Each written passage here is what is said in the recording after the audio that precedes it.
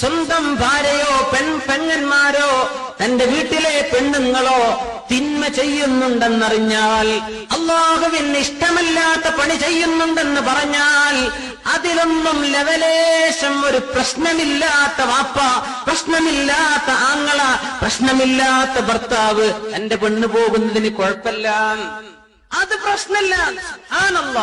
മുഅ്മിനെ, അല്ലാഹുവിനെ ഓർത്ത് മനസ്സിലാക്കണം. പെണ്ണുങ്ങളെ പൊതുപ്രവർത്തനത്തിന് ഇറക്കാൻ പാടില്ല, അല്ലാഹുവിന്റെ നിയമമാണ്. തന്റെ ഭാര്യയെ മെമ്പറാക്കേണ്ട ഹറാമാണ്, അല്ലാഹുവിന്റെ മുമ്പിൽ ഹറാമാണത്, ഹറാമാണ്. ജുമുഅ ജമാഅത്തിന് പള്ളിക്ക് കൊണ്ടുപോകണോ വേണ്ടയോ എന്ന് മാത്രമാണ് ഉലമാ ചർച്ച ചെയ്തത്. അതന്നെ വേണോ വേണ്ടേ?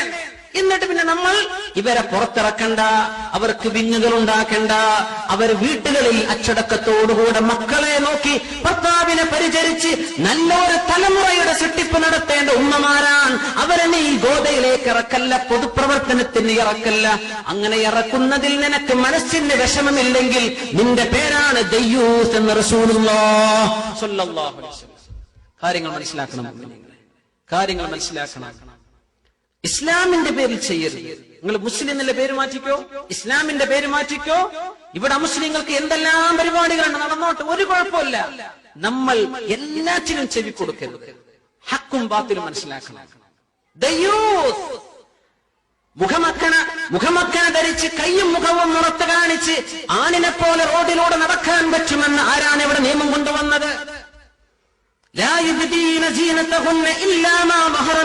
എന്ന അല്ലാഹുവിന്റെ വചനത്തിന് ആരാണ് ദുർവ്യാഖ്യാനം ചെയ്തത്? അങ്ങനെയുണ്ടോ? പെണ്ണിന് കയ്യും വീശി റോഡിലൂടെ നടക്കാമെന്ന്, അന്യരുടെ കൂടെ മിങ്കിളാകാമെന്ന്? അവൾക്ക് പഞ്ചായത്ത് പ്രസിഡന്റ് ആകാൻ പറ്റില്ല മുഅ്മിനെ, അവളെ മത്സരിപ്പിക്കാൻ പറ്റില്ല മുഅ്മിനെ. ഇത് എന്റെ മുഅ്മിനീങ്ങളോട് ഞാൻ പറഞ്ഞില്ലെങ്കിൽ അല്ലാഹു എന്നോട് ചോദിക്കും, ഇങ്ങനെ ഒരു സ്റ്റേജിൽ എത്തിയിട്ട് എന്തുകൊണ്ട് പറഞ്ഞു കൊടുത്തില്ല എന്ന്.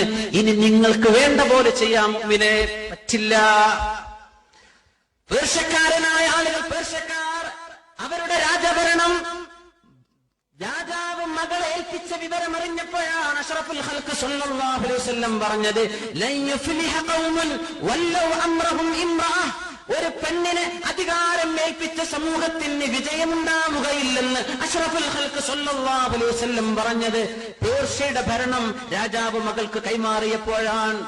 10 കൊല്ലത്തിനിടക്കാണ് അവിടെ അരാജകത്വമുണ്ടായി. രാജാവും രാജ്ഞിയും മക്കളും കൊല ചെയ്യപ്പെട്ട രീതിയിൽ ചരിത്രം മാറിമറിഞ്ഞത് അല്ലാഹുവിന്റെ ഹബീബ് പറഞ്ഞതാണ്. മുഅ്മിനെ, മനസ്സിലാക്കണം, മുഅ്മിനീങ്ങളെ മനസ്സിലാക്കണം. മുല്ലാക്കന്റെ വിവരം വരുമ്പോ കുന്തം താഴ്ത്തി വെക്കണ്ട, നീർത്തി വെക്കാൻ പറഞ്ഞാൽ അത് എപ്പോഴും നീർന്നു തന്നെ കിടന്നോട്ടെ.